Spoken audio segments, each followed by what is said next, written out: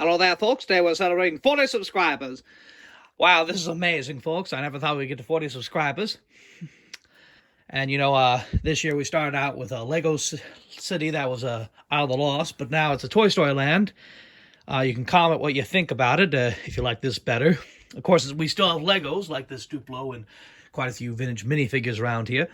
I think this is quite a better use of space compared to the Lego, which really doesn't take too much space up in storage. This took up like 10 boxes, folks. I'm being serious. And of course, I have a few things under the tree, a little too much. So I originally planned to have Toy Story Land under the tree, and well, last year it looked like a train wreck, folks. I mean, it was crazy. It just looked like an I Spy book almost.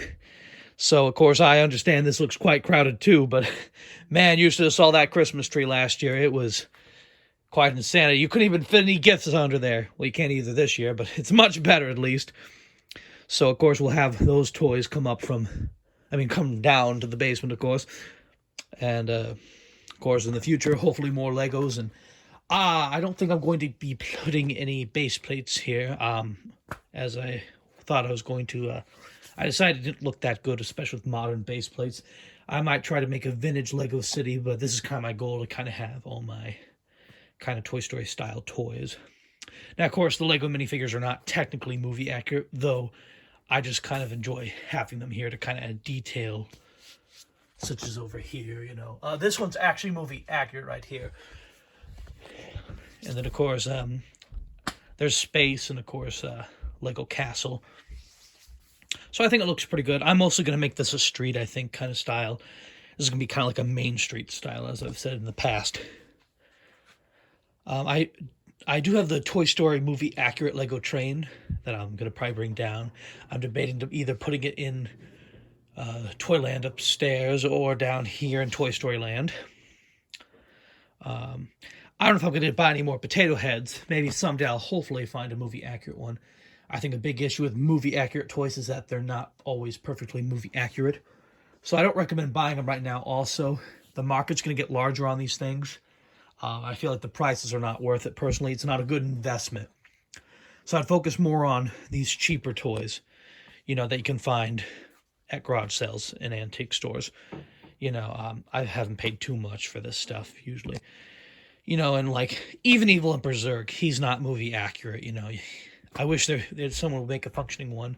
I've heard some people are trying, but it just will never be perfect unless it's manufactured mostly, or because even the Toy Story aliens that were produced, I have, of course, the Thinkway version, but I've heard about the new modern custom version that was made in the factory. Even that's not movie accurate, which is quite disappointing.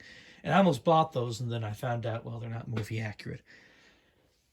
So yeah, I mean, focus on the cheap stuff like Trolls. Trolls are not. You can get them for a decent, reasonable price. Buy as many as you want. I kind of went overboard, but again, it adds detail to your Toy Story display. They look better, because clearly in the Toy Story universe, they had costumes, but kind of like the first troll that appeared. That was Andy's in the swimsuit, again. And, of course, you may be asking, oh, but they don't have blue eyes. Well, the brown eyes did appear in Toy Story 3. Now, of course, they were discontinued by then, so they were out of stores. The Roost Company, actually, got sued by the original creator because he got his patent back. Because for a while it was actually legal to make trolls, but the United States gave him back his patent, since at the time it didn't count in the United States. So now Hasbro has the rights to it because it was sold to him. Actually, I believe it's DreamWorks that has the rights.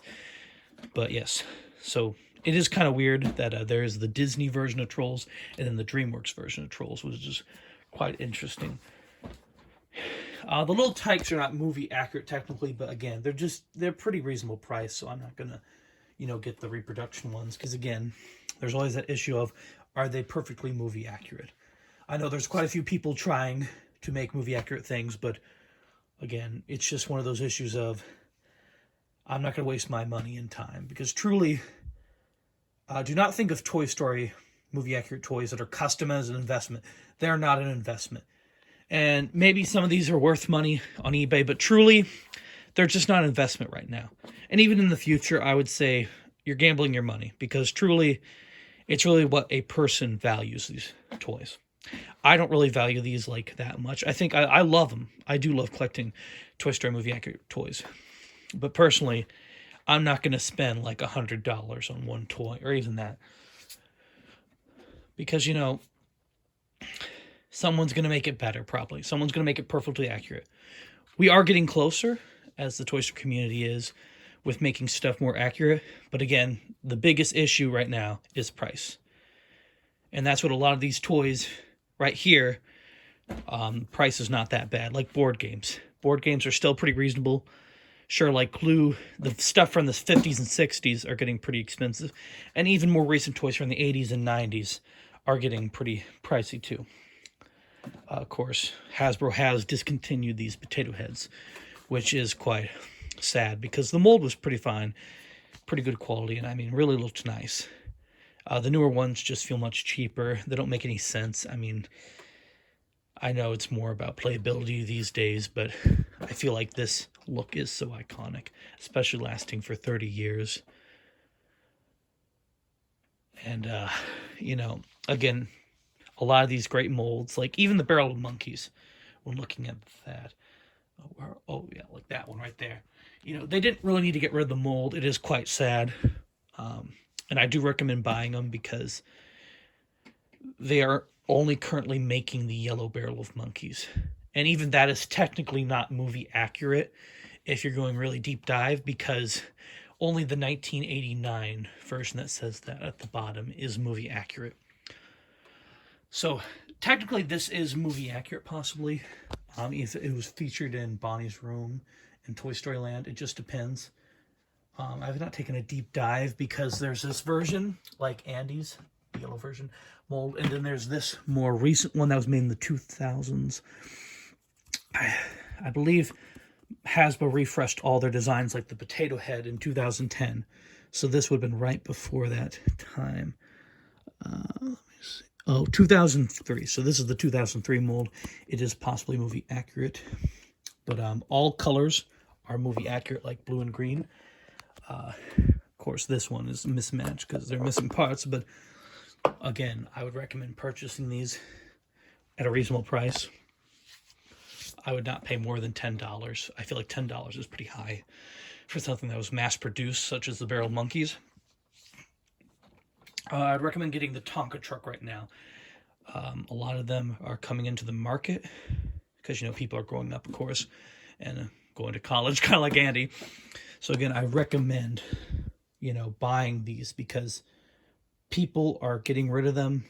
The market is getting flooded right now, and Hasbro is not going to reproduce these, probably, at least the way they are accurate to the Toy Story universe.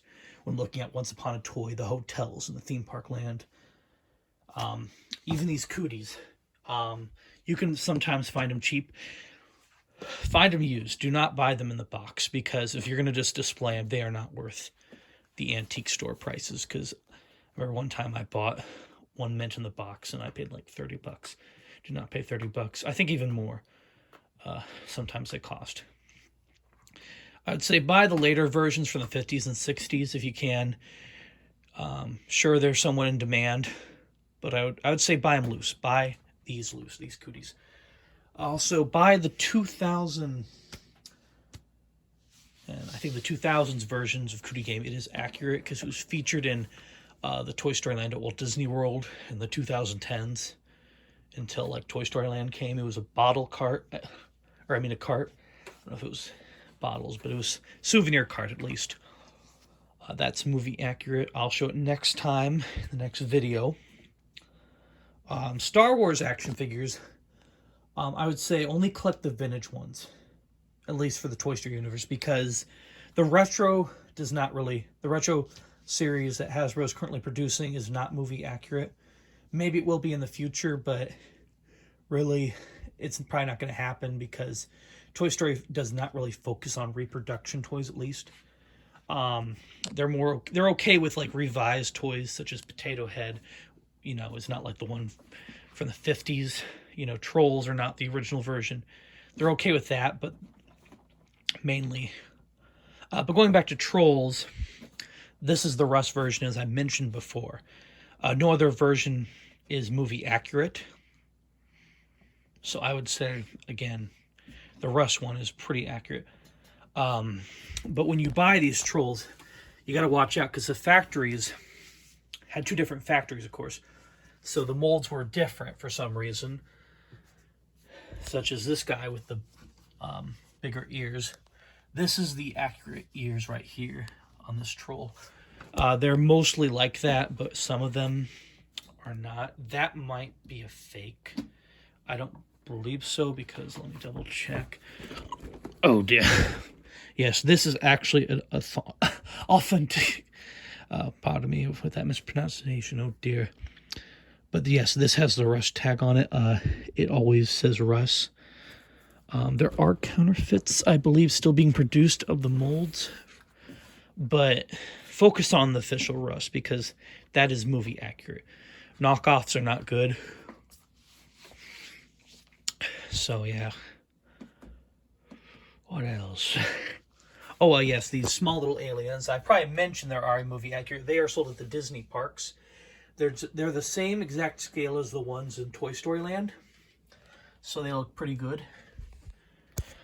Get some Lincoln Logs right now. Lincoln Logs are a pretty decent price, at least. Don't buy them brand new. They're not worth it. You can find used ones. You know, quite a few, like at garage sales or something like that. If you're at Disneyland, ask for a Poultry Palace extra box when you, of course, get the meal. The employee did look at me weird for for asking one of those, and it was kind of weird carrying 3 of those around the park at California Adventure. What else? Oh, here's the Buzz Lightyear of Star Command VHS tape box. Packaging, of course.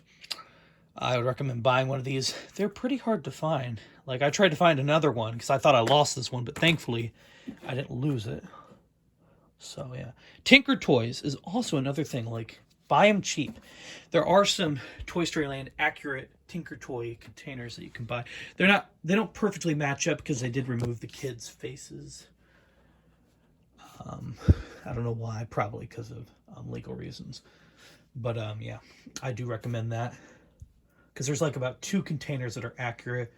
And there's a lot of Tinker Toys, you know. You can build a lot of structures that were featured in Toy Story Land, of course, and the movies.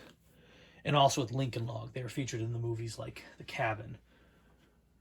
Though the Cabin pieces in Toy Story 1...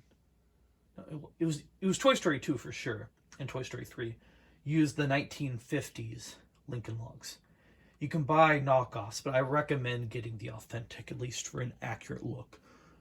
Because, but Andy does have like 3 different types of course, Lincoln Logs. I think he has light brown, dark brown, and then the 1950s version. And then also 1970s. So he has like 4 versions. At least 4 sets of Lincoln Logs.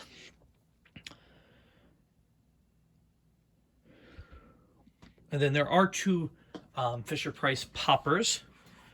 So there's the one that was featured in Toy Story 3, and then then there's another version that's currently up in the Christmas tree that is from Toy Story 2 when Buzz...